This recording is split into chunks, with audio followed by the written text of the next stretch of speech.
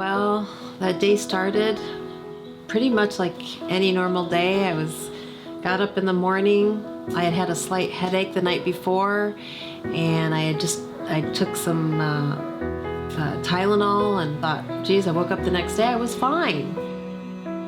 At 11:45, I received a phone call on my cell phone that Amber collapsed.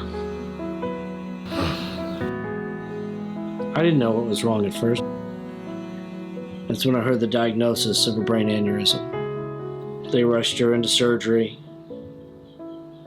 performed a ventriculostomy, and coiled the aneurysm through an angiogram. It saved her life.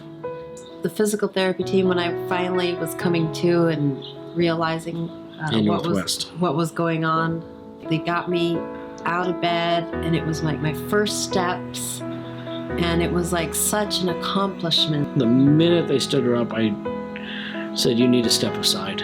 And I gave her probably the most meaningful hug I've ever given her, and that I'll never forget. Because I felt I never would get to hold her in my arms again. Amber and I have been together many years, 28 years. She's always been my rock. When she was in a coma, I didn't have that. All I had were the lessons she's taught me. I'd think back how she would handle the situation. And I think I did okay. You did. You definitely did. I'm living proof. When Amber was at St. Jude, our daughter was 10, and she has autism. One thing she mentioned to me after the fact that, Mom, it was just so hard to look at you and see your eyes like that and all these tubes coming out of you, and I couldn't even hug you, and that was the biggest thing, is, Mom, I just wanted to put my arms around and hug you like we would every night, and I couldn't even do that.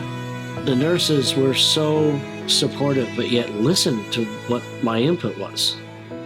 And I'm just so thankful to all of them to keep my husband calm and sane, and for their prayers, and obviously all the doctors.